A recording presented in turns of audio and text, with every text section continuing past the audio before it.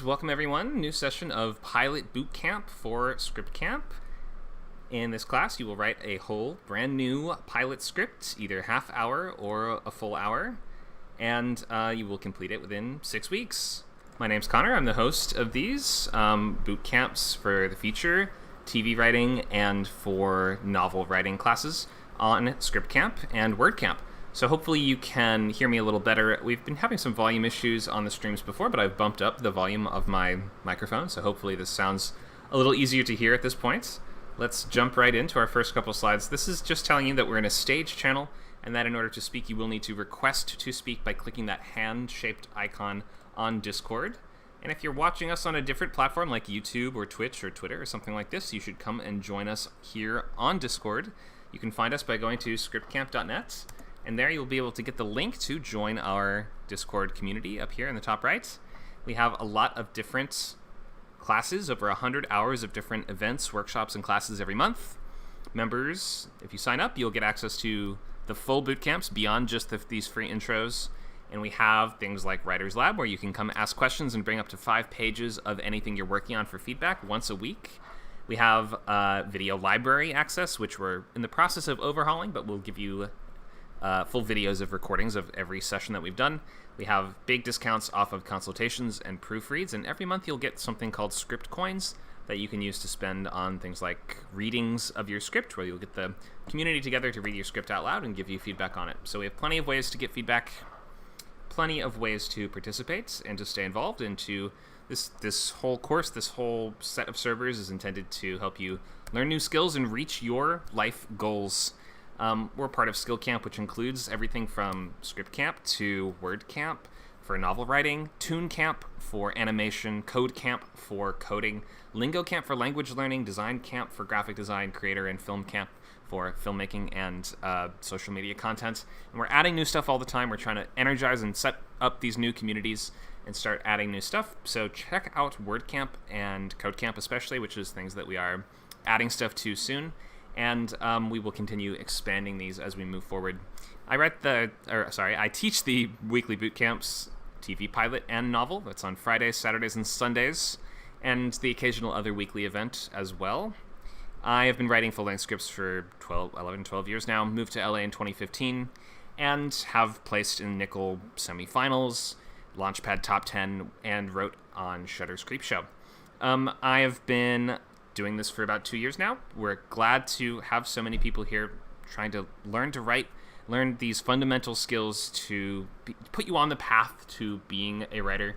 You're not going to try to write an absolute masterpiece in any of these boot camps. That's not really the goal as much as it is to start sort of going to the gym and running the laps, so to speak, to build these skills and to practice writing and sort of get used to what does a great script feel like? How can I most effectively organize both my plan for writing that script and also organize my time in executing it? And you're just learning the methods and the methodology behind writing this type of quite long and complicated document. But pilots are not quite as long as the others. We're working with either 60 pages or 30 pages for this, so that's why this is the shortest boot camp with only 6 weeks. We have novel outline workshop that we're actually adjusting a little bit. We're extending the outlining portion of this class through September 30th, and then we changed the start date of the writing portion of the novel bootcamp to October 14th. All of these novel classes are 12 to 2 p.m. Pacific time in Word Camp, which is our other server in the green text there. We have the pilot bootcamp, which starts. This is week 1 overview class today, so this is a great one to come to if you need to kind of just figure out what is your basic idea, or to get some of these questions answered on just how does writing pilots work? How does the pilot writing process work? And to get early feedback on your idea to start to shape it and to kind of get an extra head start before week 1, which is also a free class next week, and we'd love to have you guys there for that too. But you will just always benefit from an extra week of work, because 6 weeks is such a fast time frame to write something like this, so it's best if you give yourself that extra setup, that extra feedback at the beginning to get your idea on track and to make sure that everything is good to go as you move forward and try to organize yourself and approach this with a high level of method and craft and careful organization. So we have new boot camps. These dates don't seem correct, but these are the new. These are the time slots for these at least. So we have Sundays at 10 a.m., Fridays 6 to 8. So this is, I think actually, let's maybe not look. This slide actually might be wrong in terms of these dates, but what you should just know is that we have Fridays 6 to 8, Sundays 10 to noon, and then Novel Bootcamp is always Saturdays 12 to 2.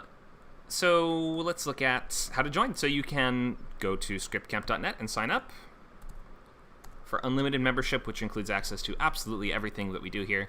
If you get yearly, you're actually saving 40% off the regular price. That's only $19 a month if you buy for the full year all at once. We also have just basic membership, which does not include the boot camps or writers lab, but it does include 4 weekly classes per month and other events and access to that library. We have coaching available as well. You can see all the benefits and costs for that here. So let's start off with weekly overview. So we are in week 0 now. This is that sort of extra get ahead, figure out what you're working on, and get that early feedback kind of class session today. And then in the coming weeks, we have story engine and loglines, where we're going to try to finalize your logline by the end of next week, or the end of next week's class, I should say, so within a week from today if you can. You're going to be working on what we call the sketchbook, so it's just a place to keep and organize all your different ideas, and to be writing down things throughout the class. And I would keep that text document open, keep the sketchbook open, and always be writing down ideas, questions that you have, things you're not sure about, and just be working during the class rather than just, playing Minecraft in the other tab. So so this first week we're doing overview and loglines. Next week we're finalizing loglines and continuing to fill out the sketchbook. And you're going to try to write and finish both the series and pilot loglines, because there are 2 separate ones that we need to worry about in terms of TV. Then week 2 is all outlining, where we're breaking the story. That's going to start September 29th. We're going to work on the story beat summary for that week, which is a full list of all the major scenes of the pilot and the general shape that they're going to occur in. The following week is scene cards, where you're going to expand that story beats outline into a full paragraph for every scene, along with a sort of a page estimate for what pages it's going to take place on, and thus be able to kind of figure out how much space you have, how much room you have to work with, and you can build that really comprehensive roadmap for the whole story. Then, as of the halfway mark, we start writing the script. We do what's called going to pages. Going to pages means you move from pre-writing and outlining to actually formatting, writing dialogue, staging scenes, everything like that, blocking, all this other stuff. You don't need to download any screenwriting software until at least halfway through the class, and there's plenty of free options for you to use, so hopefully no one's using Microsoft Word or something like this. And then once the writing starts, the second half of the course is week 4, first act, week 5, second act, week 6, third act, where in each class we'll cover that portion of the story and lecture, and then as we move through, we will finish by November 3rd. Okay, so we have this slide called Tell Us About Yourself. You can feel free, anyone who'd like to can unmute. Or raise your hand, I should say, or weigh in the text and tell us, what is it that you're trying to accomplish in this class? What do you hope to learn? Is there some particular new goal you're setting for yourself, or some kind of very particular objective that you're trying to accomplish? You can tell us what you've written before, what is your favorite show, or something you're trying to write, something sort of like. Anything like that, feel free to raise a hand and tell us about your goals.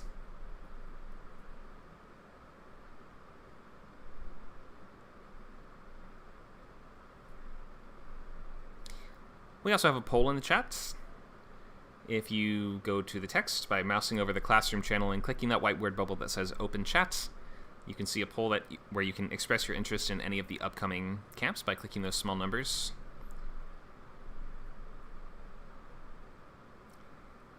All right, who wants to tell us what their goals are, or what they're working on, or ask any questions that you have at the beginning?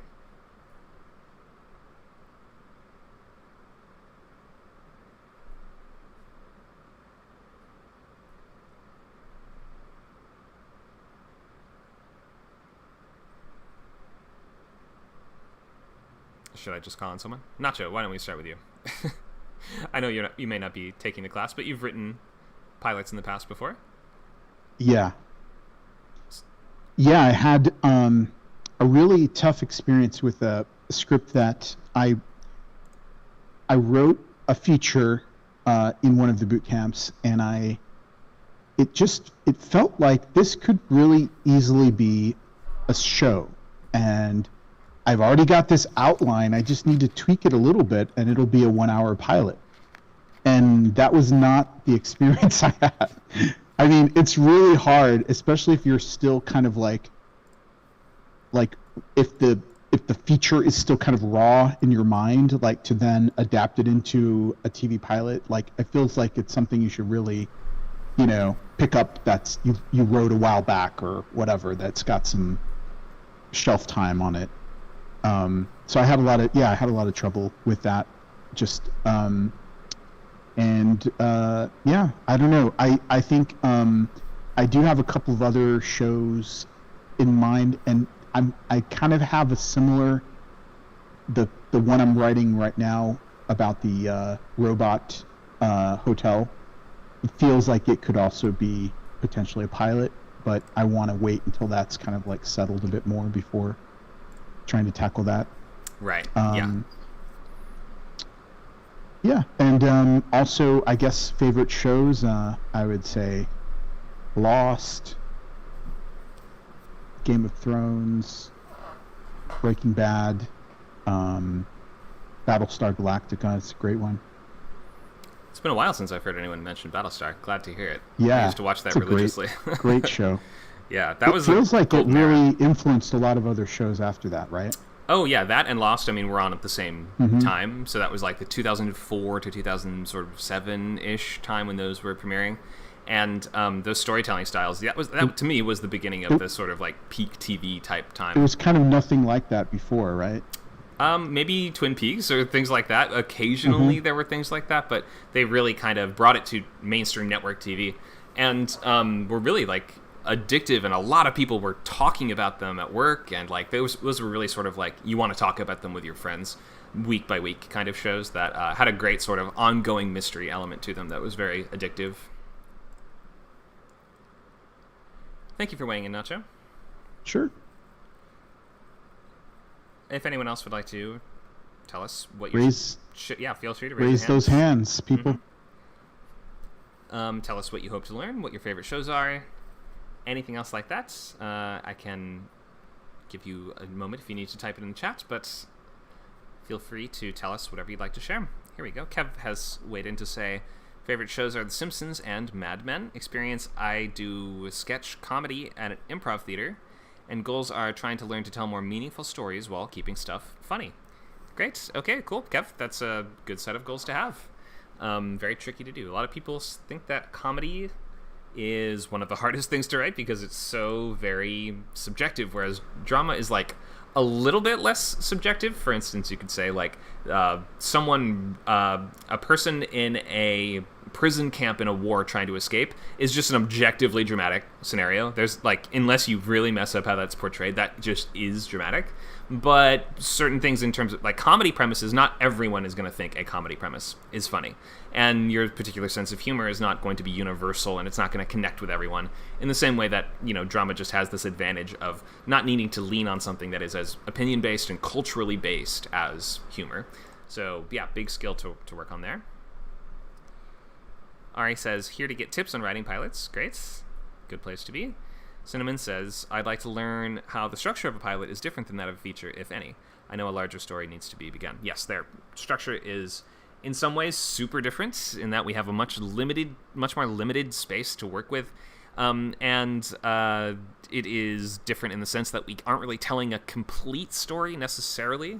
It's not always going to have that really nice ending that wraps everything up, and we're sort of doing the opposite of that. We're saying there's much more that I'm not going to go into here, but we want you to sort of be hungry for more, as opposed to a feature, which is usually supposed to feel like, this has begun and then ended definitively and satisfyingly. And so pilots are tricky because you're sort of trying to do both of those things at once, and telling that satisfying beginning, middle, and end story, as well as teasing that there's more road to go down and there's more story to unfold. So we're going to write a pilot in 6 weeks. Is it going to be good? No. We're going to move past that idea that any individual script needs to really be good. You have a lot of scripts to write before you get to the really good ones, so we're not going to get preoccupied or stuck in the mud on any one of them. And if you spend yourself taking longer than about 6 months to write any script, then you need to change your process. There are 3 things that you need to be doing to advance as a writer and move forward, and they are reading, writing, and moving on. Reading, meaning reading professional scripts cover to cover and paying attention, taking notes, really, doing things like maybe even writing down the structure as you go through it. This is the midpoint, this is the climax, etc., etc. You need to be writing, meaning producing content of some kind, but hopefully that is in service of finishing scripts, because that's the last thing, is moving on. Ideally, you're moving on after you finish something and are satisfied and happy with it, and maybe enter it in contests or fellowships or things like that if you want to. But otherwise, moving on regardless. You need to find a way to complete a script within 6 months and move to the next one, and continue doing that. If you're not coming out with a few scripts a year, something's wrong with your process. Okay, so let's make sketchbooks now. Go to Google Docs and just make a brand new blank document. There's no real actual format for this or right or wrong things to include except for this list of stuff that you should put at the top. Everything else is free form and you can fill it with anything that you want. All of your different ideas for what could be in the show in terms of characters, scenes, lines of dialogue, rules of the world, moments in the show. You don't even have to know if they would all fit necessarily or how they'd fit together, but you're going to be just gathering that info and keeping that all in the same place in the sketchbook portion. So let's go to Google Docs now and make a new blank document. You're going to call it Name of Show Sketchbook, or if you don't have a title yet, then just sketchbook is fine. And at the top, you'll put these things: title, genre, format/time slot, comps. Then we have 2 different loglines: series logline and pilot logline. So you're going to try to be filling these out throughout the class today and try to get as much of this done as you can. So go ahead and make that now. And I would be filling those things out, writing down questions that you have and ideas that you have throughout class in this document rather than, goofing off. You can goof off a little bit, but, I would really recommend trying to get these things down this week because you have this extra week to do it. And if you're still trying to figure out what on earth it is that you're writing next week, then it'll just slow you down and gum up the process. So if you are here currently in this class, you have this gift of the extra week to nail down the very basics and try to get the essential groundwork done. So again, that list is title, genre, format and time slot, comps, and 2 loglines, series, and pilot. You can fill in any of those things now if you have them and you know what they are, and anything you don't know the answer to, you're going to try to write down by the end of class. At least an early attempt at. Okay, so ground rules and suggestions. Don't do true stories, anthologies, or adaptations. We're trying to write either 60-minute or 30-minute pilots that are doable within the time frame of the class and don't require you to do a ton of research or to honor somebody's legacy or to get something just right, because it's just not a medium that's super conducive to you spending a really, really, really long time per script. You will kind of learn more by writing more scripts faster than you will by than agonizing over one for a very long time. Just don't do time travel. Believe me, just don't do it. Just don't do time travel.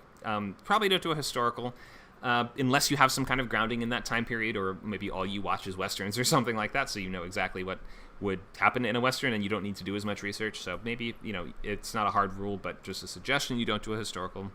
You probably want to be aware of certain things that are really difficult to keep track of on the page, especially for new writers, like clones, characters in multiple bodies or multiple copies of characters, parallel universes or multiverses, or scripts that have extensive and very complicated intertwining flashbacks or different timelines like True Detective or Gone Girl or stuff like that.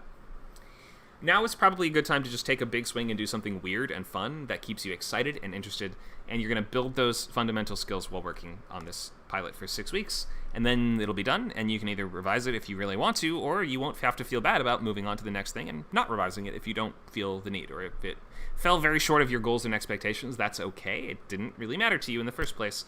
You have to kind of devalue your scripts a little bit to just like knowing that every script, 99% of them will never get made, and most of them fall a little bit short of your expectations, at least to begin with. But we can look at them as sort of, we're not going to go back and look at someone training at the gym and say, oh, you ran a terrible lap. It doesn't matter. As long as you're running the laps, the quality of them doesn't matter as much as the fact that you actually do them. We have a question in the chat. Why not montages? You can have montages in your script, but don't do too many of them, or don't lean on them too much, or use them too much, just because they are kind of... I find whenever there's like more than 2 or maybe 3 montages in a script, then it's kind of the writer using them as a crutch to convey a lot of information in a short amount of time, and it starts to just not work as well. If you have, you can definitely write them, and it might be fine, but it's just, that's more of like just a suggestion of a writing tip. Try not to use way too many of them. It's not as hard of a rule as something like, what was it? Don't do something with complex intertwining flashbacks or like timelines, things like this.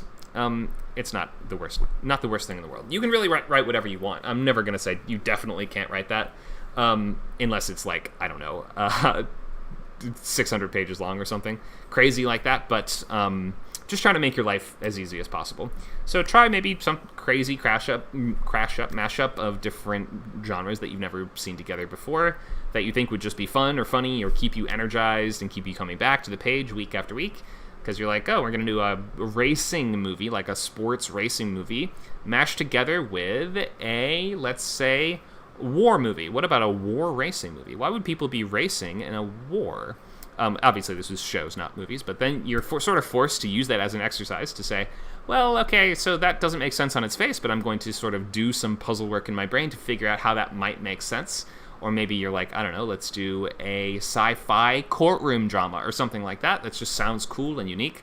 And then just try your best and do as much as you can with it.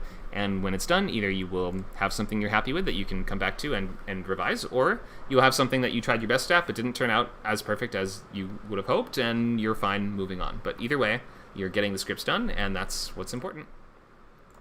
Get used to sharing ideas at the early stages with me and with other students, and even though I know a lot of artists are sort of hesitant to do this, but it's difficult to hear big notes at early stages, but less developed notes get more ideas than more developed notes, obviously.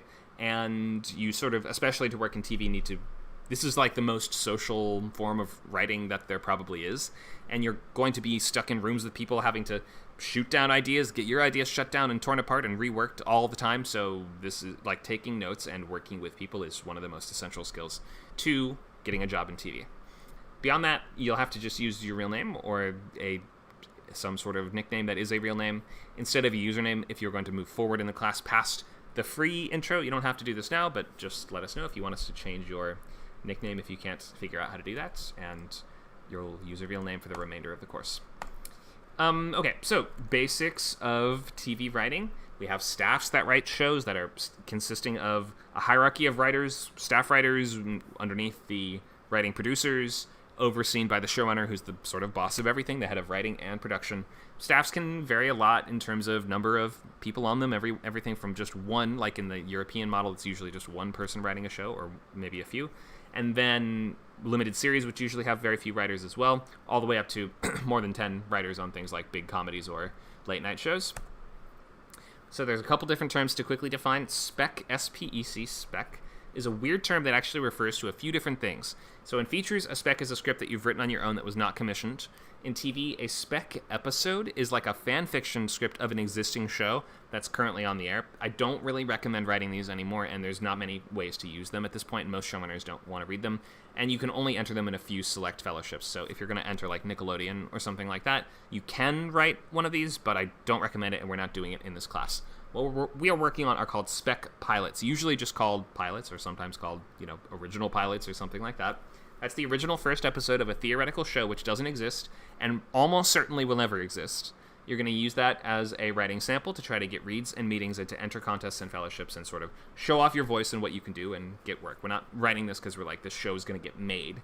We're not going into this with the expectation that people are going to pay you for this or any of these things at all. We're trying to get better at the craft of writing pilots, which takes a really, really long time, and pilots are some of the hardest things to write. Even if you are a seasoned professional, you go back to the pilots of a lot of shows, and they are not the best example of the show. They're not the best episode of it. They take a while to find their footing. So even, pros struggle with this, and with the many, many different hats that you have to wear and plates that you have to juggle in order to do this.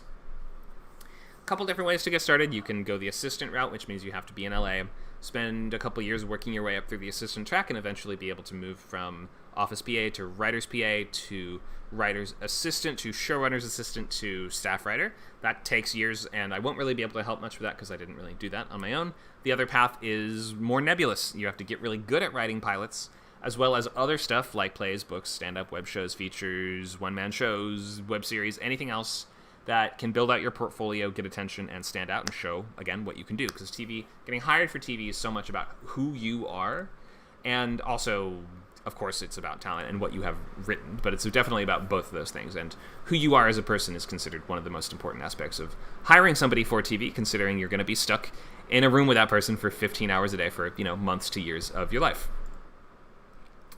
You will want to try to enter contests and fellowships in order to get the attention of management. You're going to be able to then query those managers of those contests and fellowships and ask if they'll read other pilots from you. So you have to have a portfolio of different scripts. I would suggest 3 to 5 really, really, really good scripts. And there's no point in really getting those meetings unless you have more to show and unless you are that fantastic writer that can then go in and really deliver. And then you have to nail those meetings too, and then you have to work with that manager. And they can help get your pilots out, at which point you can start taking staffing meetings. So there's so many different layers of difficulty and hurdles that you have to jump over to do this, but we acknowledge here that it's a long road, and the important aspects of this are, 1, just get the work done and put the work in, do the reading, do the writing, finish the scripts, put your hours in. And the second thing is you have to be kind of good in a room. Like, social skills are really important too. So you're good at receiving notes and giving really high quality notes too, so that you are able to quickly assess ideas, take them apart, have some parts of them, that work and some parts that don't, and be able to stitch them back together in a coherent shape, riffing off of other people and collaborating and being nice and agreeable, while also being sharp enough to identify when something's not working. So you need a thick skin for this. You will get yelled at in the TV room and things like this, so I would just expect that this is a high stress, long hours, very, very social job. But in order to get there, we have to do the first step, which is actually get really good at writing pilots. But we don't really care if any one script is a masterpiece or not, because you have a whole road to build. We don't really have to worry about whether every brick is a masterpiece. So we're going to start with loglines. Hopefully everyone has been working on Sketchbook and filling out just those things that you have. And I'm going to just return to that list just to remind you guys. So we are filling out at the top of Sketchbook. We have, sorry, I'm trying to find the right slide. We have, here we go. Title, genre, format/time slot, comps, series logline, and pilot logline. So if you maybe have some ideas for those, you can fill them in now. If not, we're going to go through the other elements of this and be able to answer any questions that you have on these. And then at the halfway mark of the class, you're going to share what you have, and I can give you that early feedback to help make sure you're on the right track, and also answer any questions you have or give you suggestions or whatever else you need on just the early work that you have done. Okay, so let's start with title. Does title matter that much at this point? No. Titles change a lot, and it should be something that ideally sort of sums up what is the hook of your show, what is the world of this, something like that. But at the end of the day, it might change. It may not really ultimately be the thing that you started out with, so just use a placeholder if you can't think of anything else. But ideally, a title will excite people and make them go, oh, I have to check that out, or that perfectly explains to me what the show is. From that, I definitely know the type of experience that I'm in for. So that's helpful if it makes you feel those things, but don't worry way too much about title at the moment. Let's worry more about things like genre, format, and time slot. So if you don't know what you're writing at all, then a good place to start is with picking a genre, and we're going to combine 2 different things at the most. There's nothing wrong with having a show of just one single genre, nothing wrong with that at all. But there's something kind of confusing about having 4 or 5 different genres attached to it, so try to limit yourself to just 2. Your options are as follows. We basically have comedy, drama, crime, sci-fi, fantasy, action adventure, which is sort of one category. I'm not sure there's exactly an adventure genre of TV show exactly nowadays. Mystery/thriller, same sort of thing. A lot of people won't really make that distinction as much. Horror at this point is a separate category and has a lot of crossover with mystery thriller, but I think at this point in the TV landscape we have seen enough sort of horror-specific stuff that we can break it out into its own TV genre, which it did not always used to be. We also have procedural, which is sort of like a format style of show that's usually going to be police, medical, legal, or some other institution. And it's going to be very kind of thing of the week based, very episodic, very serialized, and every episode is going to have a story that wraps up and concludes by the end, and we get the sense that, okay, next week there will be another story like that. Animated shows are usually half hour and either comedy or action adventure, but they don't need to be. They can be whatever you want. I would just have some answer to the question, why is this animated? Like, why did you choose to have this animated? And you should have a different answer besides just, I like it better. We could, if you're going to have an animated show, you can do things that aren't possible in real life or would be way too expensive in real life, or maybe you have characters that have some kind of interesting interiority to them that can only really be expressed through more abstract imagery, like, going into the characters' minds, or something like Big Mouth, where we sort of take ideas and characterize them in the world, like we have these monster characters that follow the kids around, or kind of just less realistic, more exaggerated stuff like that. I would have some kind of answer to the question, why is this animated? All right, so any questions about genre or what genre your particular thing fits into, or the rules or expectations of any of these genres before we go forward anymore?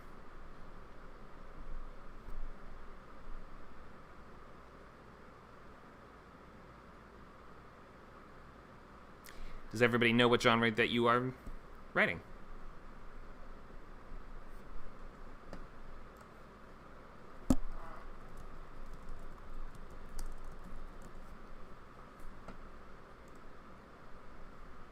Looks like we have a hand raised. Go ahead. Oh, can you hear me? Yep, I hear you. Go right ahead. Oh, I didn't realize there is a chat window. I didn't have it showing, and I was wondering how to answer the question. Oh, well, this works. You can raise your hand like this, or you can, if you mouse over the classroom voice channel, you can see a small white word bubble that says open chat, and if you click that, it should show up on the right-hand side of your Discord window. Yeah, I got it now. Okay. So that's how you want us to answer whenever you're asking questions. It's usually by the chat. Yeah, either way. Yeah, you can either raise a hand or you can use the text. All right. Now, I'm just, as I'm speaking now, I'm doing comedy. Comedy. Okay, got it. Cool. So no questions about genre? Everything makes sense? Oh, yeah. Mm-hmm. I'm busy taking notes. Lots of notes. Perfect. All right. You're all set then. Oh, look, she left the room by accident. Oh, there she is. Okay. All right. So thank you for that. If there's no other questions, then we will move ahead. So we've done title, genre. Now we're going to look at comps. So I would usually try to think of this. You don't have to do this. This is not an exact science. But it has been helpful for me to think of it as the world of the first thing with the tone, style, or approach of the second thing.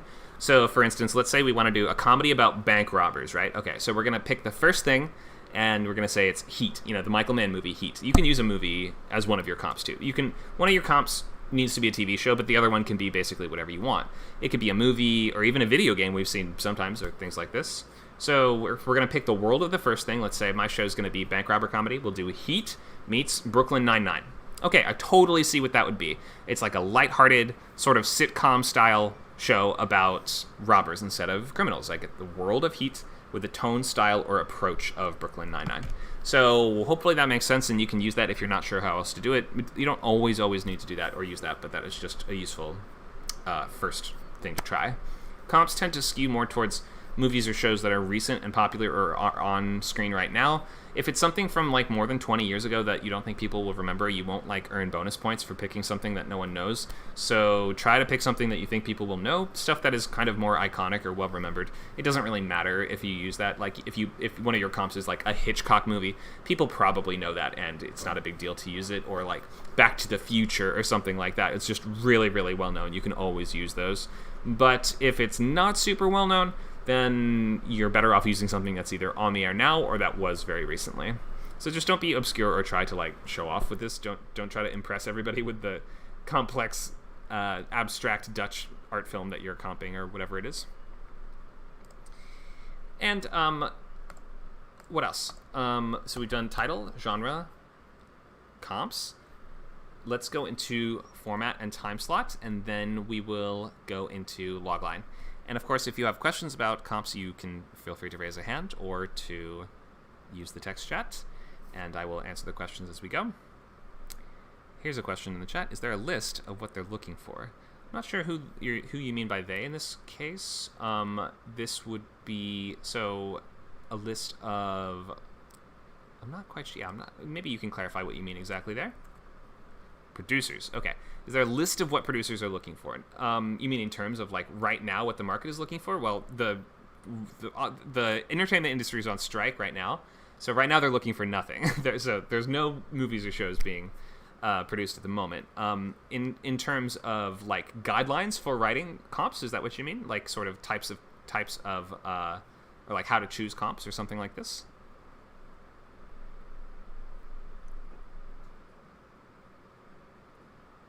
After the strike is over, for example, they want lots of romance with comedies, etc. Okay.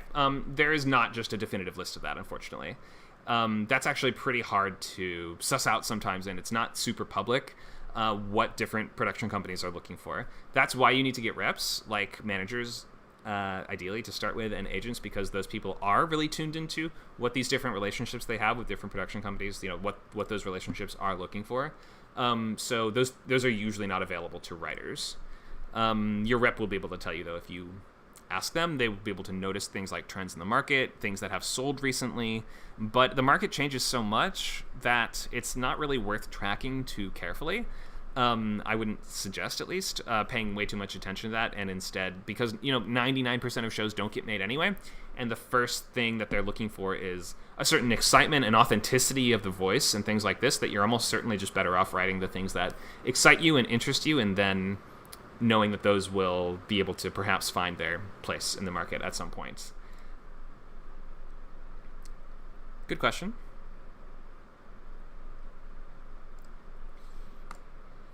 Let's go into format and format and time slot, and then we will do log lines. So format and time slot. Your options are 30-minute or 60-minute. A 30-minute pilot is 30 to 35 pages long. A 60-minute pilot is 60 to 65 pages long. There's some wiggle room and some leeway there, but basically, like, don't go above 70 pages for the hour-long pilot, and don't go above 40 pages for half hour, or else you have kind of entered that weird nebulous dead zone where nothing is actually of those lengths. Limited series pilots can sometimes be 70 pages.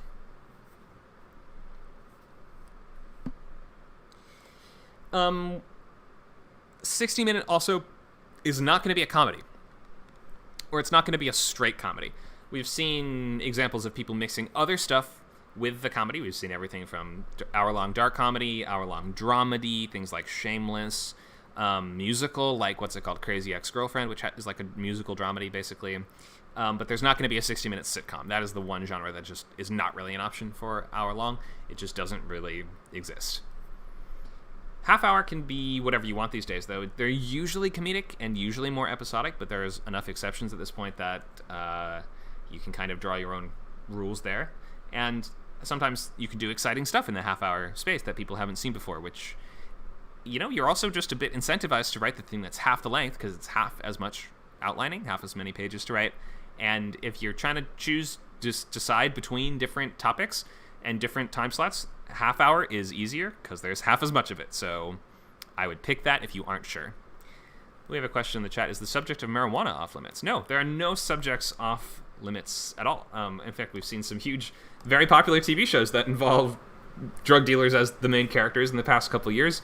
We've seen shows like Law & Order SVU that are about cops that tackle the darkest, most horrible cases ever in the entire world that are sort of based on true stories. There's really no limits in terms of content or like maturity level of the thing that you can write, especially if it's intended to be one of these more prestige premium cable type shows like HBO or FX or Showtime, these things like this.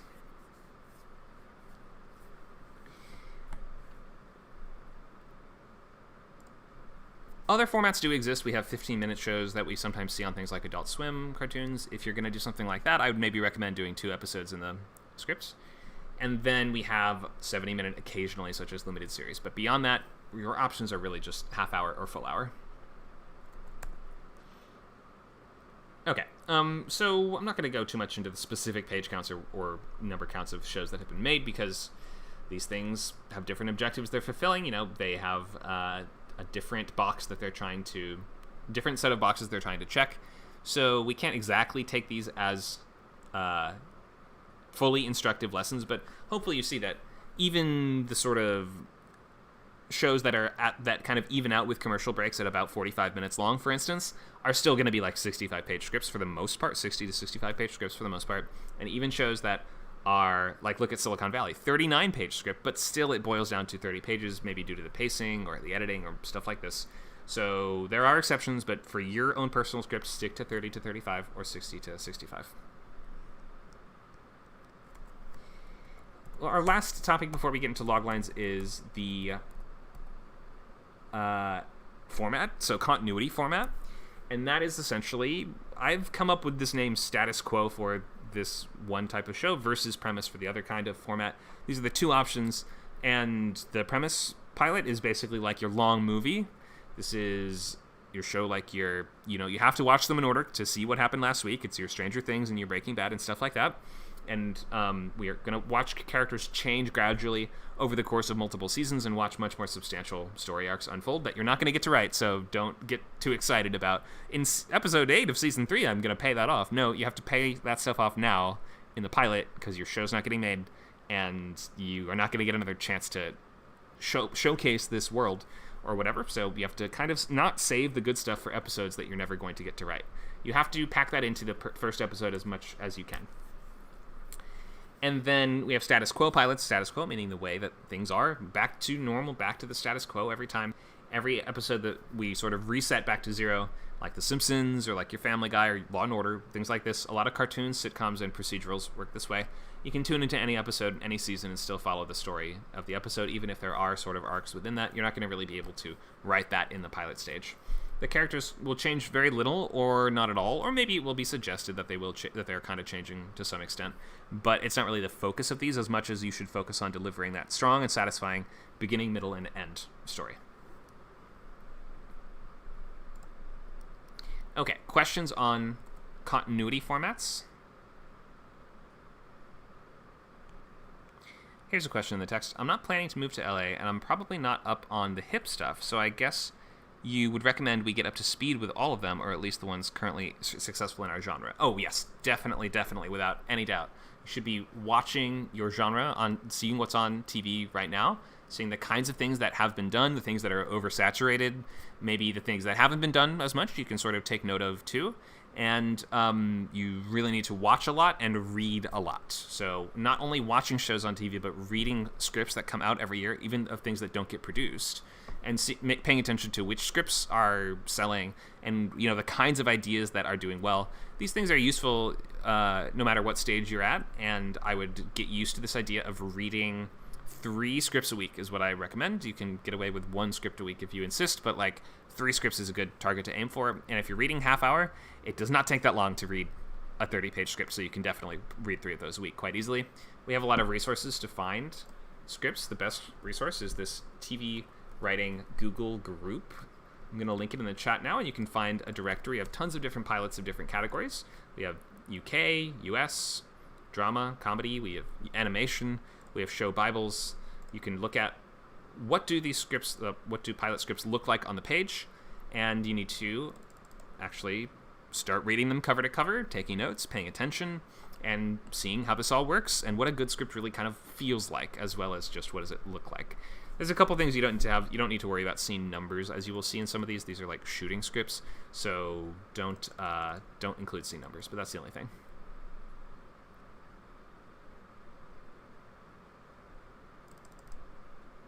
Okay, so reading, writing, moving on. Those are our 3 major objectives and things you need to be constantly doing. Let me just double check. No one has any questions about format, time slot, genre, or anything else we've talked about so far before we get to logline.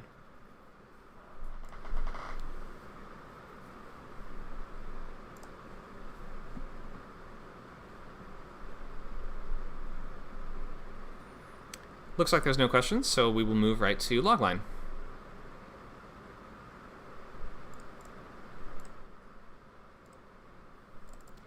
Okay, so people kind of drive themselves crazy with loglines, and a lot of people really struggle with this. So don't expect to get it perfect right away. The logline is a one sentence that expresses what is this about. And we have two of these for TV. We have both the series logline and the pilot logline. The series logline being the one sentence that sort of tells us what are we doing for years of this show. And then we have the pilot logline, which is going to be more similar to a feature wherein we're going to understand what is the inciting incident, who is the protagonist, what do they want, what is standing in their way, and what is that sense of ticking clock or like time pressure on the character, and sort of tell us what the boundaries or walls of this story are.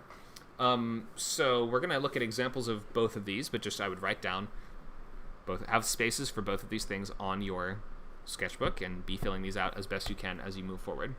So what is the difference between TV and feature loglines? Well, a film is sort of embracing the core concept and delivering on it within that 2-hour runtime, whereas a TV series is sort of expected to build on that initial premise throughout years, and the concept will kind of evolve over time. So the emphasis is really going to be in the series logline, especially on compelling characters and the interesting worlds that they live in. Whereas the pilot logline is going to be more like, okay, this specific first episode, this character needs to do this thing by this time. What are we trying to do? So we're trying to imply a show that is visual and about people doing stuff, not about people sitting around talking about, discussing, or thinking about stuff.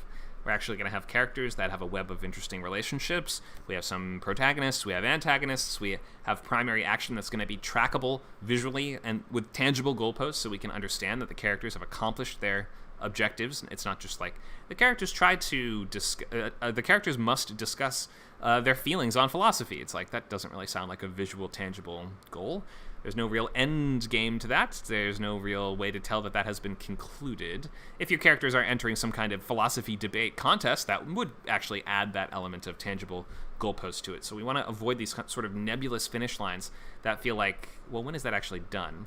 In terms of the series logline, you can be a little broader. We can have goals that are a little less tangible because, especially if it's a status quo show like a sitcom, then you sort of want to describe the type of tangible objectives that your character is going to have throughout the rest of the show's run. So we'll look at some examples of that, but for the pilot logline, make sure we understand what is the character trying to accomplish and what specific criteria or goalposts do they have to achieve. Also, you want to make it clear what your hook is. What is the hook of a show?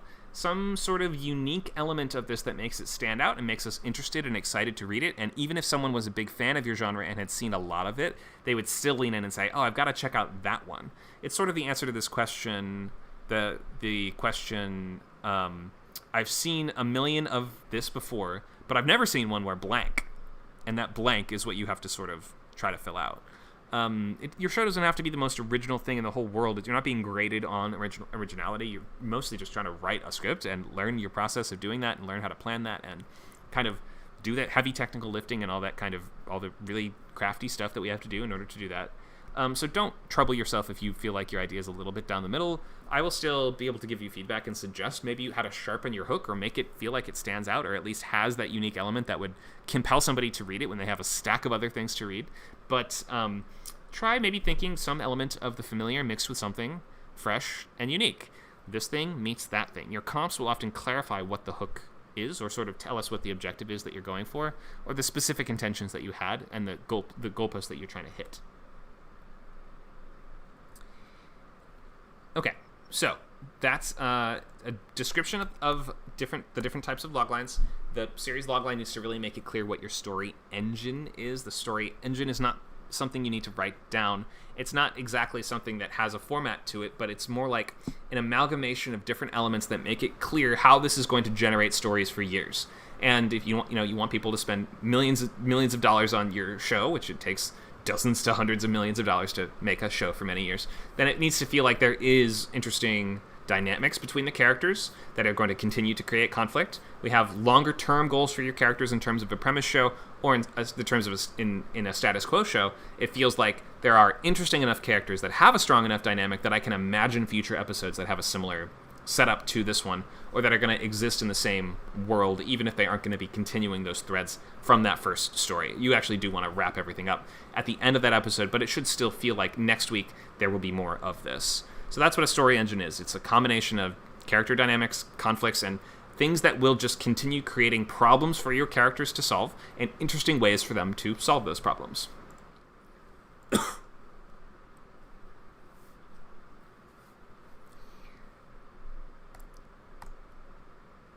So, make it clear this has an audience, give us a main character or a world that's rich with story potential, or ideally both. Maybe one or the other can be your focus, but characters are really, really, really important in TV, and they are essential for conveying the story engine. You want to clearly delineate and know the difference between premise and status quo, and it should be obvious in your show. Like, if you end on a cliffhanger, then we know this is not a status quo show. And if you do end on this cliffhanger, it should feel propulsive and like I have to come back next week to learn the answers to that question, but I still felt like I got a satisfying story within this time frame.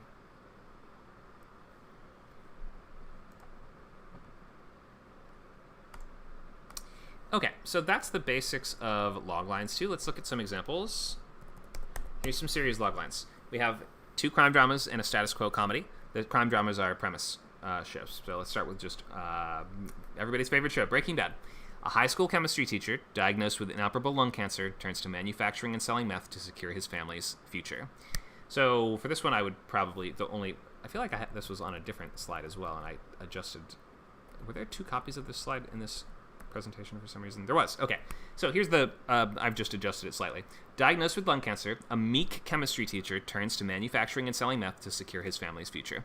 Okay, so we've described the main character, a meek chemistry teacher. So we have this guy completely fish out of water in this dangerous situation where he's in over his head, but he has an interesting approach or method to solving that problem in that he is a chemistry teacher. Unlike all the other drug dealers in this world, he actually comes at this from an academic background. He knows how to make chemically perfect meth, and he uses science to solve his drug dealer problems. We have this guy meets that thing. We have this world meets that world. Really simple, basic, easy premise. And it feels like that could last for years, and I can see the character journey. I can see this guy turning from the thing I've listed him as at the beginning, a meek chemistry teacher, and he's going to become the opposite of that, which is, a drug dealing badass or monster, depending on your point of view. Of course, he's not a great guy, so really a tragic downfall type of story ultimately. And then Ozark, similar type of show. A fast-talking financial advisor drags his family from Chicago to the Missouri Ozarks, where he must launder $500 million in 5 years to appease a drug boss. Now, how is this clearly a premise show? Well, because it has an end date on it. 5 years. That sort of tells us this is like a 5-season show, or it's kind of aiming to be. As opposed to a status quo show, which would never have that sort of time frame on it, because a status quo show theoretically is supposed to be able to go on forever. And then we have this status quo comedy where the series loglines are going to look a little different. You can see that the goal is a little more nebulous. It's more describing a type of situation that rather than giving us a specific situation. So let's look at Blackish, very popular show, ended a couple years ago. A black family man struggles to gain a sense of cultural identity while raising his kids in a predominantly white upper-middle-class neighborhood.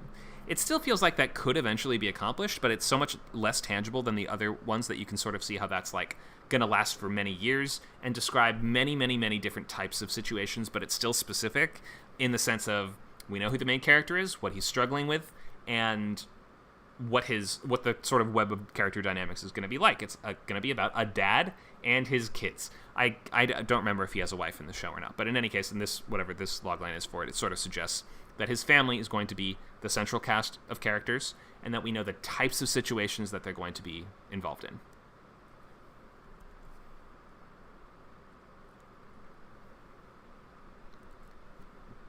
Okay, so there's your series loglines, and I would start working on your own. And then a pilot logline is going to be a little more like a movie logline. It's a little bit like this template.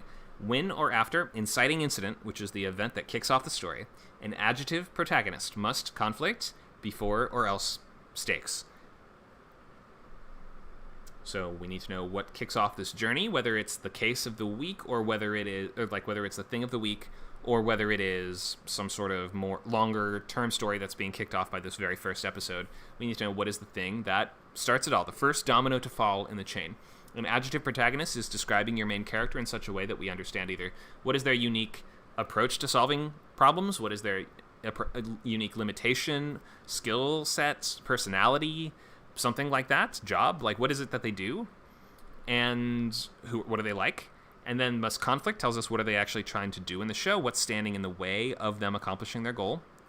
And last, we have stakes, which is essentially highlighting for us, why is this journey important? What happens if they fail or don't act? What is the worst thing that will happen? It doesn't have to be life or death in every situation. Within your genre, you should think, what is the worst thing that could possibly happen? Failing a talent show and embarrassing themselves might be a huge deal in like a middle school show, or things like this. So you have to just know your genre well enough to know what the types of stakes are that people care about in those worlds.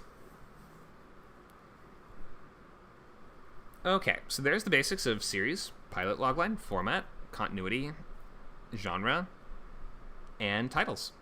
So that's all the essentials. I'm going to stop for questions, and then we will post and share loglines that you have for feedback and development.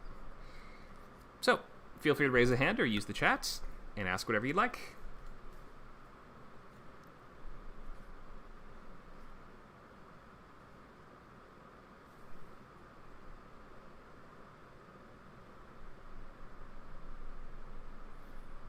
Kev says, can I show the series logline template again? Yeah, it's pretty similar. It's just sort of, you want to use the one sentence that you have to suggest what is the actual time frame for this? Like, what is the actual, like, how long is this going to take? How many years of show do we have here? If you can suggest that. If it's going to, if the whole show takes place over the course of 1 year or a couple years, or maybe you're giving us the sense of more of like what is the world of this than specifically what happens in the very first episode.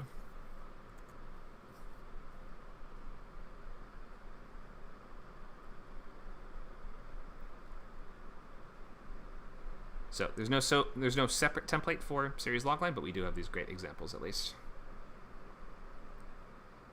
And I'm going to link the slideshow in the chat so you guys can browse these on your own.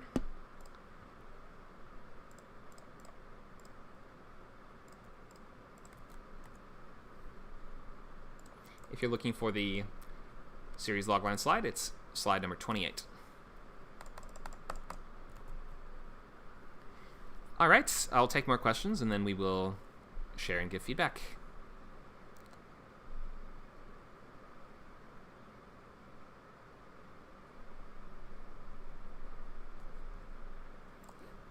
In the meantime, I will bring up a blank Google document for us to write in.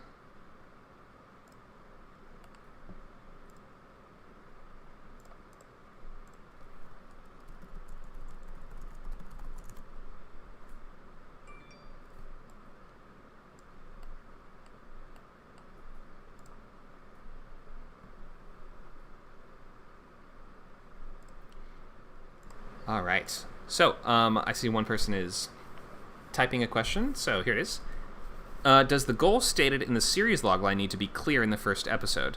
Like for Ozark, does it need to be stated in first episode, launder $5 million in 5 years? Or can it be just like he's doing a crime and will clearly need to launder some money and get out of major trouble, and the specific goal will develop as the series goes?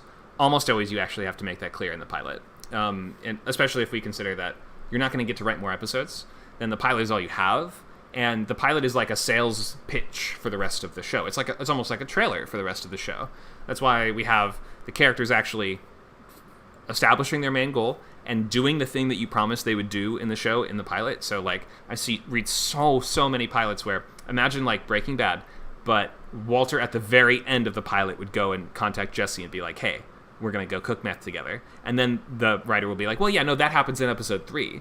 When that's actually not how you should do that at all. That should be like, the thing that is in the log line should basically be kicking in by the midpoint. And that should be like the meat and potatoes of the show, not a promise that you won't get to fulfill later on. So you have to actually do that heavy lifting and hard work of setting up what is the show and where is it going in the pilot. Good question, though.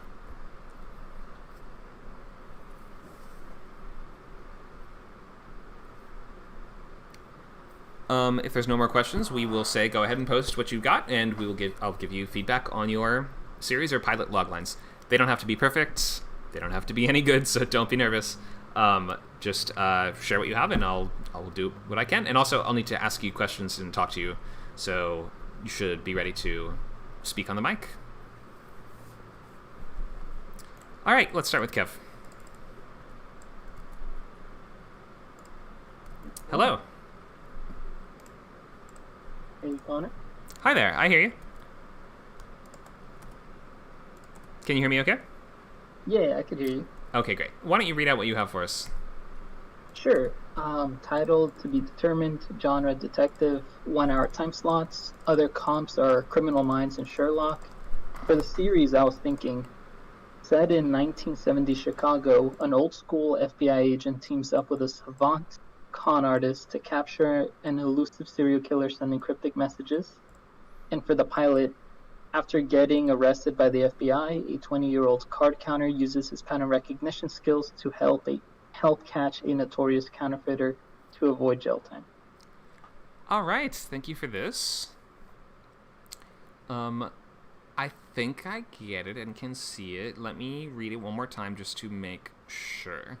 So your format and time slot is 1 hour premise, I'm guessing, right? Or is this... Yeah, this is a premise show. It must be. There's only one killer in the series logline.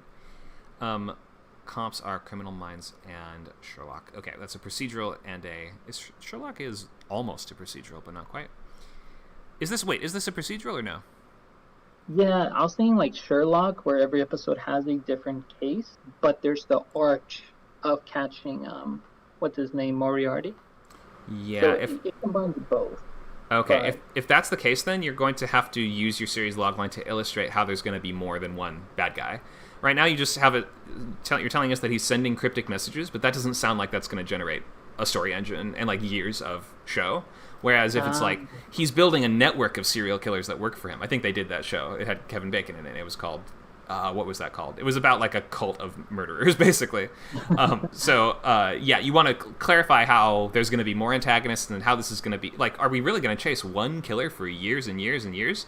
I guess sometimes people do that, but if there's going to be like a guy of the week that we're catching, then you need to kind of either say that the hook is, or like the way that we're getting to that thing of the week is either this unique partnership of, you know, your cop character just has a new case every week that they're dealing with, but then you have to have a clear reason why they're working with this specific person to do it.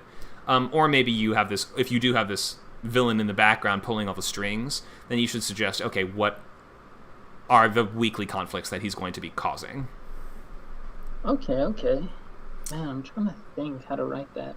Because, yeah, I think to make it, so procedural is there's one storyline. What was the other one? Sorry. Sorry, what's the question? So, yeah, procedural is like a type of format for a show.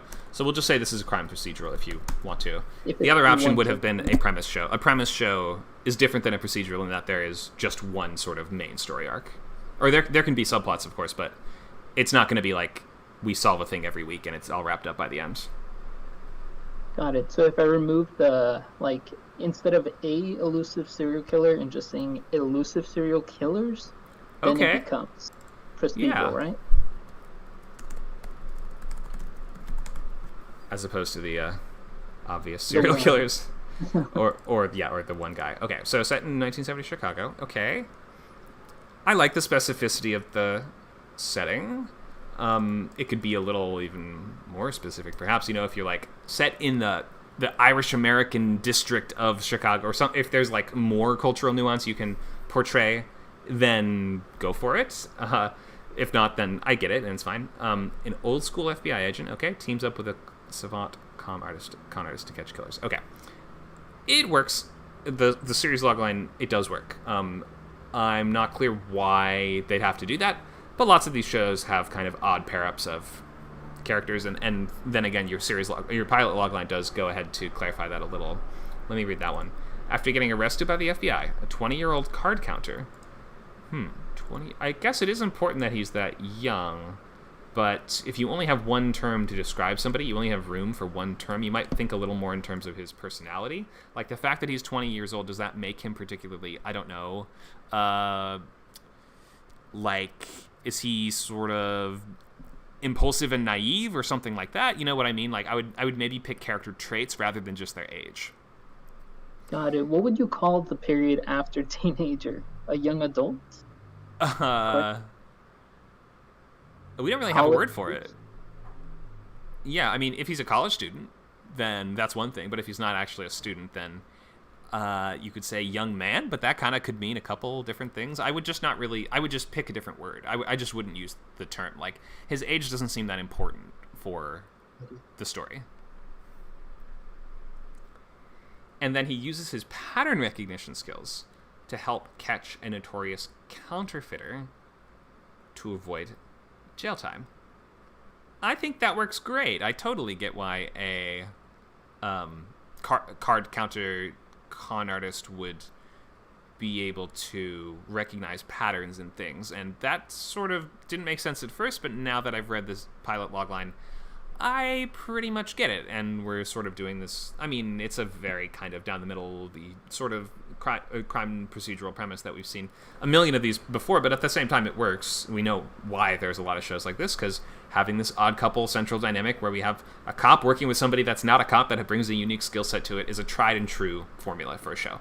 So I think your pilot logline is working really well. Yeah, I think I could just, phrase it better. Yeah, just look at describing the character a little bit differently. So the age not really mattering as much as the personality or the character traits that they're struggling with, unique limitations or unique skills that they have, things like that. But I definitely get the basics, and this feels like a show. I can see it. Yeah, to be honest, I cobbled together Catch Me If You Can, Silence of the Lambs. They all have that very similar, a criminal helps out the FBI. Yeah. That's basically what it is. There's a million movies and shows like that. It's fine. Don't worry too much. The setting sounds cool, and you can find a way to bring your own unique spin to it. Cool. Any questions? Yeah. So other than wording, what do you think could I improve on? On which one? Go ahead. Also, do you feel the series and pilot logline connect well? Yeah, I definitely do. So just the things that I've mentioned so far, I think I've covered pretty much all of it. So for the series logline, just clarify we changed it from that one killer to lots of different killers. And then the pilot logline, just describe your characters a little better. I think you'll be in good shape. Cool. Thanks, Conor. Thank you. All right, we have time for more. Love Letter, did you post one here? Is this a series logline that you posted in the chat that you want to share?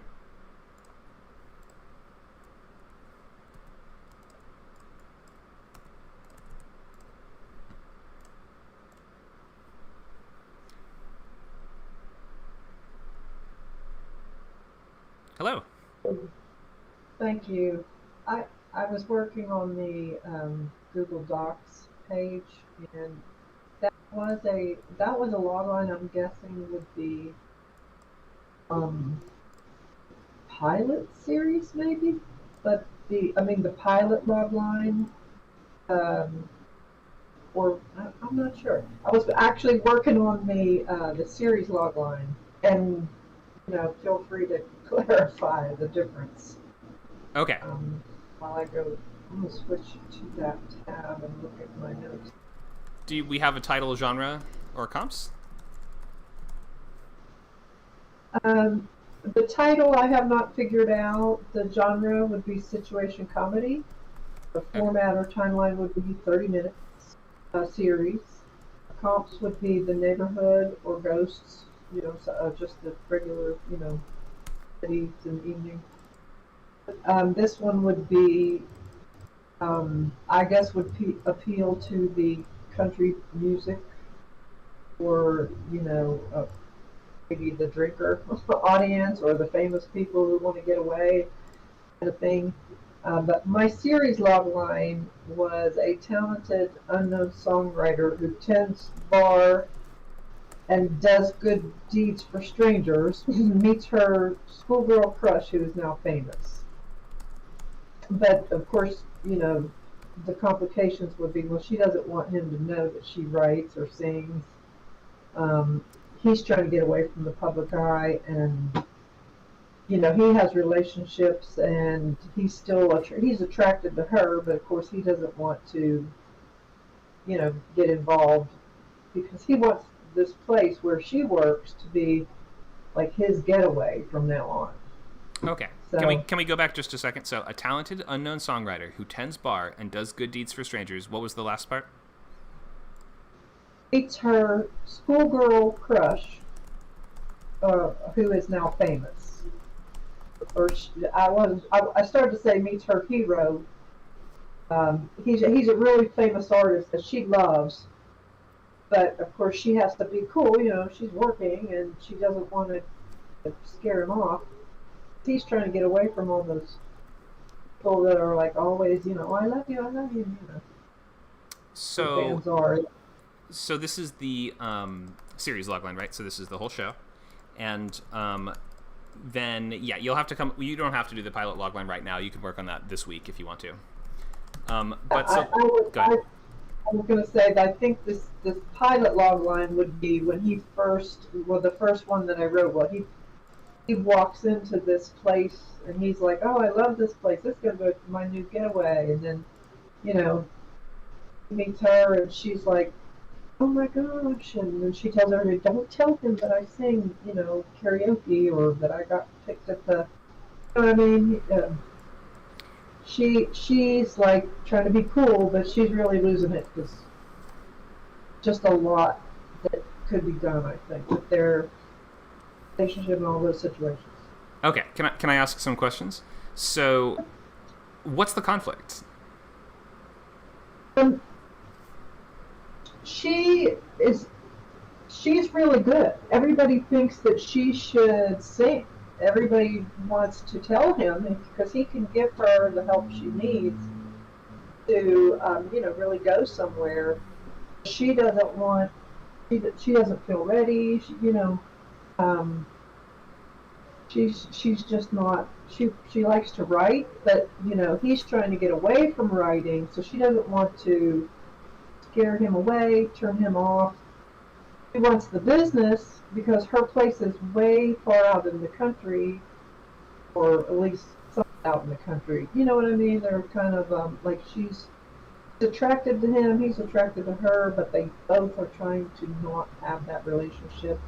It's just always the basic in a romantic comedy, Am I right? Or is that So I'm sorry. Wait, they start dating, or are you saying they don't start dating? They don't start. They want to though. I mean, they want to. But what's the problem? Well, I know that every situation comedy that I know that I see, they're always like they're really attracted to each other, but they never really date. I mean, it's like that tension for some reason they maintain it through like here's this TV series. Right, but usually there's like there's some kind of reason why, even if it's just one character is not ready yet, or one character has some personality trait that keeps getting in the way, or they're too nervous, or there's something like that. I'm just not really seeing the story engine. It seems like the sentence you've given us leads us up to like the first 10 minutes of the show, or less. What's the rest of the show? I have no idea. This is my first time doing it. That's okay. You don't have to know. That you can always just say I'm still working on that, or like you don't have to have all the answers at the moment. But so what I would suggest is on the right track, or I got 10 minutes. Hey, there you go. Yeah, no, you're fine. So like this sounds like them meeting sounds like the inciting incident. But a series logline is telling us like what happens over the course of years. So it might be something like you have to maybe do a little thinking this week and brainstorming into thinking like, okay, what would this show be down the line? Even you're not going to get to write those episodes, but you need to put the machinery in place for us to get there by the end of the pilot. And so maybe is it like she joins his band, or they start dating, or it could be that he starts tutoring her and giving her lessons so that she can try to win a big tournament that's like at the end of season 1, or like do they, does he hire her into his staff as a roadie or something like that? I think you need to it's more about the situation and the world, right? Go ahead. The initial thought was that, she throws a line out and he says, "Oh, I'm going to use that in a song." And she says, "Sure." Or he's having trouble with something and she just snaps right back with it. And he's like, "Oh, you fixed it." And then he's like, "Wow, she might be the inspiration that I need." He wanted to get away. Maybe he wanted to get away because he was burnt out. But she is reigniting that flame. Okay, so that makes sense. So in that case, it would be something like a burnt-out songwriter who, or a burnt-out, I guess, musician is what you're saying. Is he like a country music star? Is that what you're saying? Yeah, basically something like that. Okay. Idea. Just throwing it out there. Sure. So he is maybe out of ideas, or like maybe his last album came out and bombed, or something like that, right? Something that adds a sense of like urgency, in the sense of that he needs, like, something's missing, right?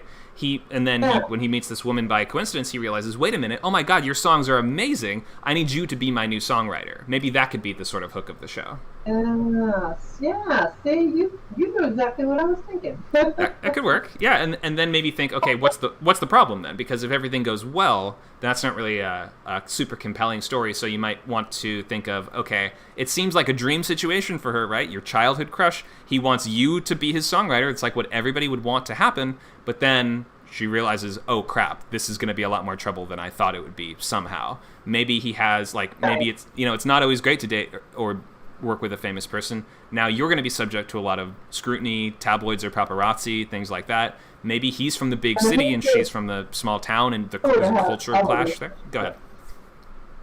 She's going to run into his previous relationship. Mm-hmm. There's going to be some baggage. There's always, there's so many people when you're especially famous. There's so many people that are interested in you. She might feel like she has no chance. Oh, okay, great. So it should probably be more than she just feels like she has no chance. It should seem really clear that she has no chance, or like eventually you want them to get together, but you need to have an obstacle in the path to that. So that would be something like maybe he's even he's casually dating a bunch of other music stars or something like that. So it feels like, oh, how am I going to compete with, Dolly Parton or whatever? He's dating Dolly Parton. Yeah, go ahead. Yeah, so this would be romantic comedy then. Okay, sure. You can do that. And then in that case, then we understand, okay, the goal is eventually for them to get together, but a lot of the time when that happens, the story for a lot of the fans start to lose interest when they actually, like, if you actually give it to us, then the fans kind of, you may have noticed this before. Yeah. A lot of shows lose a lot of the juice that kept them going when the couple actually gets together. So to that end, you have to give substantial obstacles in the path of that happening, or it should be like he's nowhere near ready for a real relationship or something like that, where although they like each other and now that she's working as his songwriter, they're forced into that partnership, which is actually good, because the more romantic conflict they have, normally those people would stop seeing each other, right? But if they have to work together, then that gives a good reason for them to keep, having to come into conflict and creating the stories of multiple episodes moving forward. So I think this sounds like I'm getting it more now that we're sort of peeling away the layers and figuring out what would make the show like this work. So you don't have to fix it. You don't have to make it perfect right now, but just like over the course of this week, think how you would maybe reframe the series logline a little bit more in those terms. So he needs this for some reason, right? He's either burnt out, or he can't think of ideas for songs anymore, right? Or he maybe he he had an injury or something. He can't write or can't play the guitar anymore, something like that. He needs someone, and then it turns out she happens to be just the right person to fulfill that niche, and she's really into him, but there's some problem in the way of them getting together, which could be that he has a prior relationship or a bunch of them. Maybe he has a bunch of jealous exes. It should just be clear what the conflicts are going to be moving forward, and enough that would create years of show. I think 1 year would take me forever. Sure. I mean, I think what I was going to ask is that the way to resolve that is just to keep coming up with the question. So what is the conflict? What is, what prevents them? What are all the reasons why we can't end this series? Answer all the reasons why we cannot end this. Yeah, you have to sort of at least imply the answer to that. Like, it should be clear to us from reading the log line how this would be more than just a single episode, and how this would be something that would, go on for years. Like this, that's what the story engine idea is all about. And then for the pilot logline, you'll want to be more specific about that very first situation. So you'll want to frame it around some kind of objective, like he's got 3 weeks to come up with a new song, or else he's going to lose a big contract or something, right? Like you give him like a stricter time frame. If he's an alcoholic, okay, and she won't, like, nope, not happening. I mean, that to me, I don't want to, kick off a lot of people, and the beer sponsors are going to be like, no. But, there are, I mean, that is a relationship issue. That's real. I mean, people really can relate to the real issues, but they don't really want to see. I mean, that's what the comedy is for. It's kind of to keep your mind off of the realities of certain situations. Yeah, I don't think it's too dark for a comedy, though. I think that him being sort of if he's like a bad boy rock star that has substance abuse problems, he has kind of self-destructive habits, or, he just does wacky rich guy stuff. That's good for a comedy and could work really well. Yeah. But it brings up the question, why didn't, there were a couple of others that kind of failed after the first season. Why didn't they carry on? Was it the characters, or was it the plot line? You mean, why have the other shows been canceled? After a season. I can't think of two of them. I can see them in my head, but I can't remember the names. So shows get canceled for all kinds of reasons, mostly just not enough people are watching them. And as for why not enough people are watching them, there are a number of factors that can go into that too. It might be at a bad or weird time slot, which is why some shows have gotten canceled. It may be because the fans weren't happy with the story. It may be because the network wasn't like making enough money fast enough for the network. For Netflix, it could be that it didn't hit their weird metrics that they have in mind that they don't share with anyone, so they just kind of arbitrarily cancel things because their algorithms told them to. So like it's impossible to say why most shows get canceled. You can dig into the drama behind the scenes if you really want to. But in any case, it's not always the writer's fault. It's not always, like, good shows get canceled sometimes. It's not always because it was a bad script or anything like that. These things are sort of out of our control to some extent. All we can do is really write the best thing we can. Okay, I just wanted to make sure that, that alcohol specifically is not an issue. It's not a problem, in other words, to discuss in a show. Not at all. No. Some, like, Always Sunny in Philadelphia is one of the most popular long-running sitcoms on TV. There are ways to handle it, and then there are ways to handle it, I guess. Nothing's off limits, really. You handled it well, or you watched it. Exactly, yeah. So it's all about how you portray it. It's not always going to be that I watched it. It might just be the algo said. Yeah. Okay. Any questions on this? No, not right now. Okay, so keep at this, and we have another free class next week, so if you come back to that one with your revised version, I can give you additional feedback, and we can try to finalize it by end of next weekend. Okay, great. Thank you. Thank you. Thanks for sharing. Hope this was helpful. All right, looks like we have a comment from somebody on Twitch. Whenever things are going well, he self-sabotages. This is sort of a suggestion for the story engine in that pilot that we just discussed. So yeah, having characters that have these self-destructive habits or get in their own way, that works really well with on TV sitcoms, especially. Look at everything like your Seinfelds and things like this. They're just very flawed. They're always dragging each other down like crabs in a bucket, and they never learn anything. They always end up in the same place week after week. So having characters fail at their goal and ending up back where they started is really, really common in TV plotting. Okay, let's see. Joel says Connor's mic gets louder when I'm on camera. Kind of weird. Maybe no one else notices it. I actually have noticed that before too. It must be because I have different volume settings somehow between the different scene setups on OBS. I'm not 100% sure how to change that, but hopefully you can still hear me okay regardless. I'll work on that for next time. So we have half an hour left. Does anyone else have a logline for a show that they want to share for feedback? If you're watching on Twitch, you come join us on Discord. I'll give you feedback right now. Come on, Mr. Toast. We know you're there. I don't think there's any more in the chat, so I'll also just open this up to questions on anything you guys would like to know about in terms of what we talked about today, or the upcoming course. Cinnamon needs 5 or 10 minutes.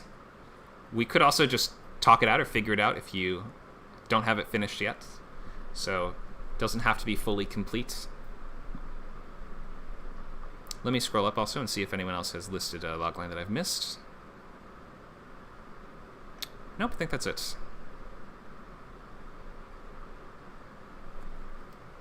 All right, so floor is open to talking through problems, asking questions, or getting feedback on show ideas. Mr. Toast says, I'm here. Hi, Mr. Toast. If you have a logline to share, I'd be glad to give you feedback on it.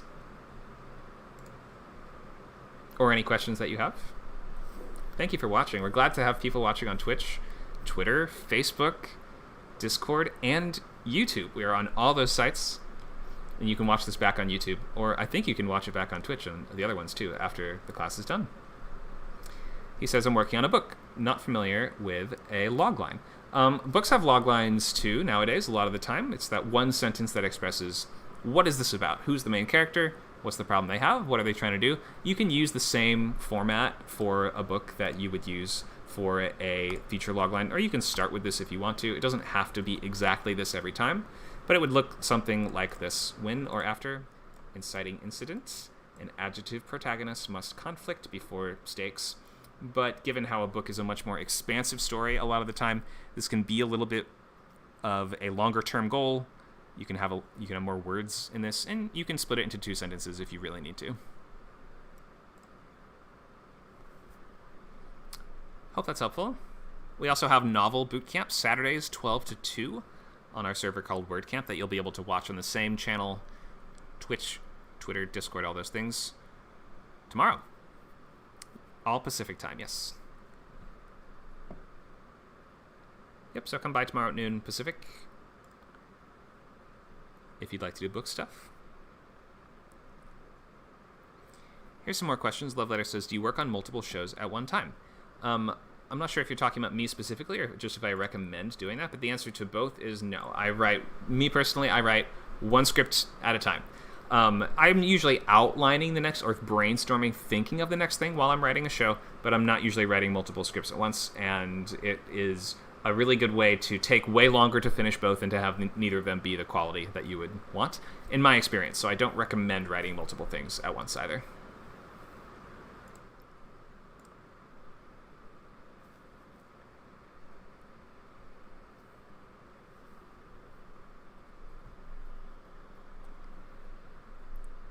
All right, anyone can feel free to raise a hand and ask a question, talk through an idea, or you can use the text chats, or maybe we can end early today if no one has anything else. Looks like we have a raised hand. Go ahead, Love Letter. I have a quick question. I had that idea I mentioned for a Young Sheldon episode, but it's probably like maybe in the very near future. How far ahead in a series is a writer, are the writers right? I know nobody's being paid, but I'm sure people are writing now. You know, they may not be sharing it yet with the producers, but I mean, I would still be working, even though I'm not getting paid, is my point. And I'm wondering if those episodes are already written. Like, how far ahead are they already written? You mean during the strike right now?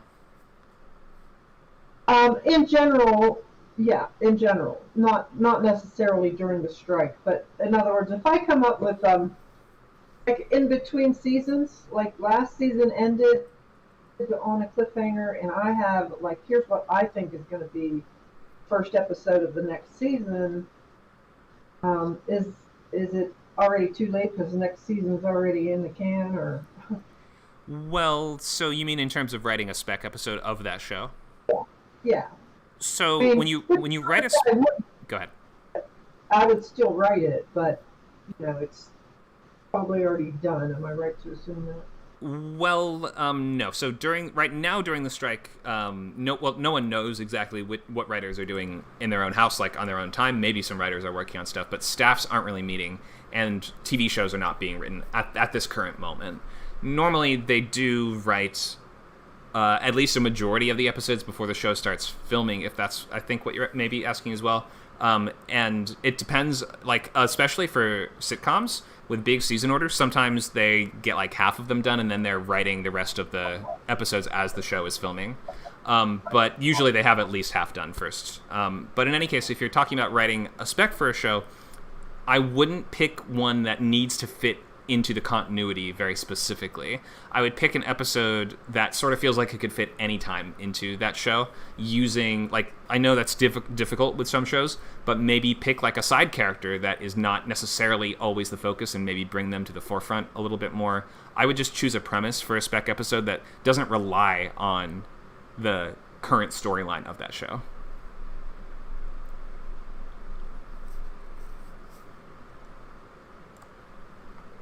Does that answer your question?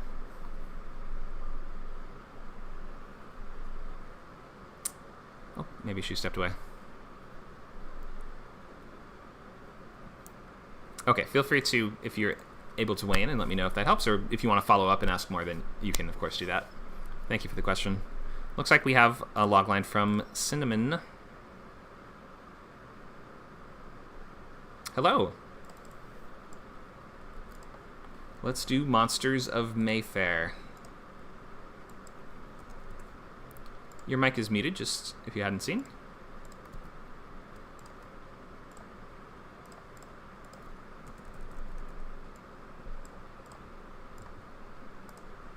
Can you hear us okay, Cinnamon?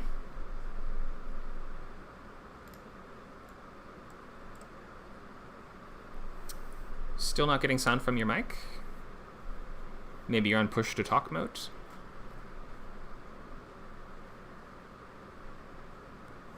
Or the mic may not be plugged in properly. You may need to try reconnecting, or you can join on your phone, which usually works pretty well.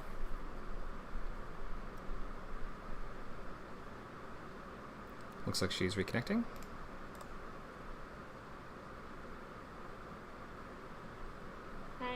Hi, there you are. All right, Monsters of Mayfair. Why don't you read this out for us? The elegant world of Regency London society conceals the secret battle between supernatural beings vying for power. An impoverished, ostracized family strives to come out on top, navigating love, lies, lords, and lethal consequences. I like that part. I don't like what I wrote for the pilot one, but I couldn't figure it out anyway. Okay, can you read that too? I was trying to do it, I was thinking of, like, because, so I sort of like Bridgerton, but I think Bridgerton's really boring, so I was trying to add, like, supernatural excitement, but the thing is, because, like, Bridgerton is about different people every season, so it's sort of like a different, it's like the same people, but it has, like, a different main character, so then I was trying to put what was happening in the season into the pilot logline, but it's almost like it needs a separate season logline. Okay. Yeah, I mean, just in terms of writing pilots, so, like, for the most part, you're not going to get, since we're not going to get to write more episodes, you're not going to be able to fulfill that basic promise of multiple premises in the same show.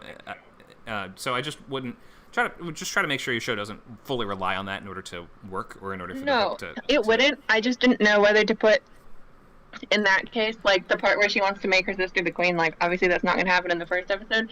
So then I was thinking whether to put it in the series logline, even though it's technically maybe too easy, not easy, but, like, you know, we talked about tangible and intangible goals. So, like, technically it would be an intangible goal for the idea of the series, but then a bit more tangible each season. So I don't know which I would put, if I should leave it how it is or put that up. You know what I mean? Sure. Can you read the pilot logline? Masquerading as a wealthy heiress, a scrappy stable girl arrives in London and works to ingratiate herself into society's trendsetters with the ultimate goal of installing her sister as the new Shadow Queen of England. Ah. The new Shadow Queen of England. Is that like a magic thing, or do you mean like sort of like a manipulator behind the throne? having not established a plot, it could be either one of those. Okay, because it's capitalized.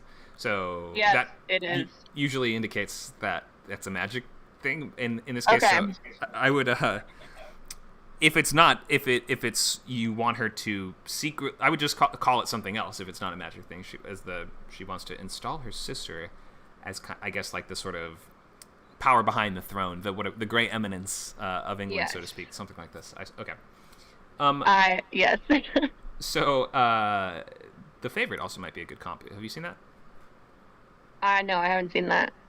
I'll watch it. Yeah, you'll probably like it if you are into this sort of stuff. It was up for Best Picture a couple years ago. So I think I get the basics. The elegant world of Regency London society conceals a secret battle between supernatural beings vying for power. But then your pilot logline doesn't sound like it has any of that. Well, right. I already said the pilot logline's messed up. I already know that. Yeah. So I guess what I'm thinking is, first of all, I think the series logline can be one sentence. So an impoverished, ostracized family in Regency England, etc. And then you say they strive to come out on top. Does that mean reclaim their former status? I guess my thought was like, maybe in the past, like, there was a really clear path, like, of heirs and power, and, you know, sometimes it goes bad when there's sort of not an heir left, and so these people are very much, like, out of society, but they think that, like, through blood, maybe in a convoluted way, they have a legitimate claim, maybe, to be in charge. Okay, that's interesting. So in that case, maybe you could even sort of point that out in the series logline. You know, an impoverished noble family with royal blood strives to reestablish their kid with a claim to the throne, or something like that. So love, lies, lords, and lethal consequences. Okay. What are the? So you mentioned there's different creatures. What did you mean by that exactly? Are we talking vampires and werewolves? I didn't decide. Haven't decided. Okay. So that could be something that It's partially like ahead. I had read this book that was I read a book that was like about King Henry VIII, one of his wives, and all of the like royals and things could turn into these different animals, and I liked that. So I was kind of thinking of that because like it was a fun mix of, you know, supernatural and also animals are just cute and fun. And then they would all, like, you know, fight each other as whatever animal they could turn into. But I don't know. Yeah. Okay. So Or it could just be something else. okay. So I guess the feedback that I'll give now, just because it seems like you need to cook the pilot logline a little longer, but I'll Yeah. just tell you what I can. So we'll do more specific goal for even within the series logline. Just coming out on top just doesn't mean much. Whereas something like they're trying to reclaim their status or establish somebody on the throne, or they're trying to make their way into the palace, or something like that. If you can just give us a little bit of a clearer sense of the direction that they're going in. They're trying to take down the queen, something like this. They suspect the queen's a vampire. They're going to slay her. And then navigating love, lies, lords, and lethal consequences. I think that works for a series logline. It does feel very sort of Bridgerton-ish, and tells us that there's going to be a lot of subplots, which tells me that this almost certainly needs to be 60 minutes. Yeah, that's what I figured that it should be. Yeah. There would just be so much heavy lifting to do. Even if this weren't supernatural, this would be tough to pull off in 30 minutes, and you have twice as much world building to do because you have the whole magic world too. And then, yeah, for the pilot logline, so are you set on the characters, or are you still figuring out who the characters are? Like, you're definitely doing the stable girl storyline, or do you have different ideas on that? I don't know. I just thought of that 10 minutes ago, so I would say it's flexible. Okay. That is the plot of The Favorite, I will just say so. That involves Emma Stone's character is a stable girl that shows up and decides to... That's funny. Maybe I should not do that then. It's not a huge deal. You can still do it if you want. It's not the exact same plot. It's just like, that is how that story starts off. She can be the, what do you call it, that manages the hawks. That's more cool than being the horse person anyway. Oh, the falconer? Yeah, she can be that. That sounds pretty cool. Yeah, there's a great falconry scene in the favorite as well. Ah. Not that you can't do it, just pointing out that you like it and should watch it for inspiration. So yeah, I think this is working well. If you can give us a central relationship, that also often really helps. So think, like Bridgerton obviously has a really clear central romance storyline. If there, Yeah, I was gonna go ahead. do that, and like the most recent season of Bridgerton, it had like the sister thing going on. So I was also thinking of like the sister relationship. Sure, yeah. So yeah, especially with drama, because drama is you can't have drama with one person. So you need other people for them to clash against and to have conflict with, and for that story engine to really clarify. So if it's something like she's going to try to rise to the top of the palace or whatever by seducing this one lord or something like that, then we can get a sense of, okay, I can start to picture scenes from the show as opposed to just one person, by themselves. And especially if you can pick a central dynamic that's going to really be able to utilize the premise that you've given us. So it's something like she's a witch and she teams up with a witch hunter, or she teams up with a vampire, or she teams up with, if we just sort of like can spell out what is special about the characters or how you're going to use the premise that you've built for us in the show, then, and if you can just do that in the relationships themselves, then that helps us imagine a lot of, that idea can like bloom in the mind a little more, as we often say, and we can start to just see it, like imagining future episodes more and more. We'd be able to say like, okay, I can see the kind of hijinks and disasters that this would cause as it goes on. So that's why picking opposite sort of perspectives or roles for these characters is often useful. Think of like, what is it, Buffy and Spike, right? Buffy falls in love with... she falls in love with a couple vampires, I think, over the course of the show. Doesn't she have a thing with Angel, too? Yeah, I think so. I think that's that central... Angel's the good boy and Spike's the bad boy in that triangle. So if there is, like, some sort of central... Like, I think I would just try to give us a sense of, a clear direction for your character's, like, objective. What is it that they're trying to do besides just come out on top? And then second of all, that those dynamics or those relationships should just be spelled out as much as you can. So what about, like I said, it's sort of like the season-ish goal of making her sister some kind of place in power. Should I put that in the pilot logline, the series logline, or none of the above? I think that sounds... I would do the series logline for that. And then the pilot logline, you have to tell us what is the first step. What is the first objective in order to do that? So, Okay. like the... first we have to just get a job at the palace, or it could be first, and we're going to do that by seducing this guy, or it could be like, we're going to try to, you have to find a way to get your character to win somebody's favor, or they need to put on a dance, or they need to just like give her a more specific objective that would be accomplished by the end of that episode, that would then set her off on the course to be able to accomplish the goal that was listed out in the series logline. Okay. Thanks. Nope, no problem. Does this all work? Make sense? Any questions? It makes sense. It doesn't work yet, but I'm going to make it work, and I don't have any questions. Thank you. Okay. Sure, no problem. Thank you. Sounds cool. I would watch this, just so you know.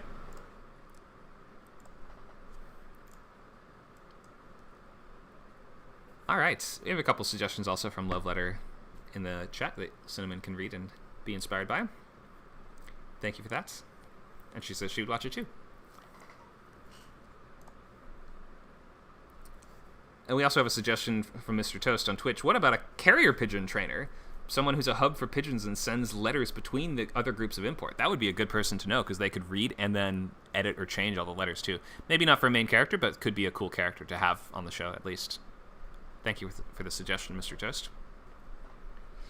All right, do we have any more loglines? We have 15 minutes. I'll take last loglines, last questions, and then we will wrap up.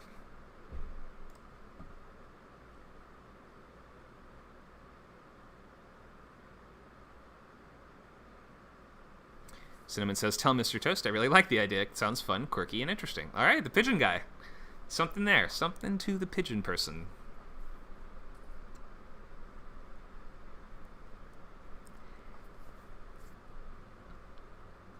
I don't see any other log lines posted, but we'll take last questions. Oh, Love Letter before said she accidentally hit airplane mode on her phone, which is why she was not responding at the end there. No problem.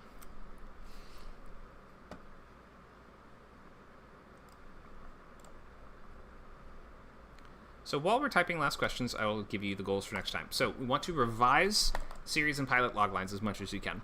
And by next week, end of next class, you should be able to finalize them, hopefully. It's okay if you change your idea or if you're not able to get it all the way done. We also have this goal of read a pilot script. You must read a pilot script beginning to end. And I would probably recommend taking notes, but I'm not going to check your notes or anything like that. So develop your idea more, fill out your sketchbook, and read a pilot script. Those are the goals for next week.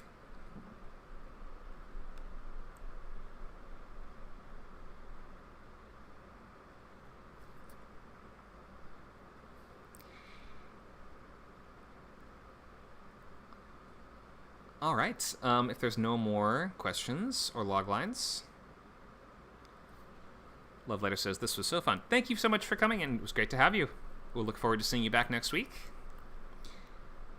Looks like one more person's typing, so I'll just check that message, but we will remind you, if you want to participate past the free classes, sign up at scriptcamp.net. You can sign up for unlimited membership for just $29 a month. Includes every class on every server, so you don't have to sign up for individual servers separately. One subscription gives you access to classes on WordCamp, FilmCamp, CodeCamp, TuneCamp, Creator, Design, and LingoCamp with nearly 100 hours of events every single month, exclusive chat channels, video library of all the recorded classes, huge discounts off consultations and proofreads, and you get coins every month that you can use on readings of your work to get the community together and get that extra feedback from everyone. Okay, so looks like we have no questions left, so we're going to wrap up now. Thank you guys so much for coming. We hope to see you guys next week, Friday, September 29th, for more of this series. And we have plenty of other classes going on too, like Novel Bootcamp that's currently ongoing. That's going to be tomorrow from 12 to 2 Pacific time on WordCamp, so come back for that. And we'll do lots more outlining over the next couple of weeks, and we'll start that book at the end of the month.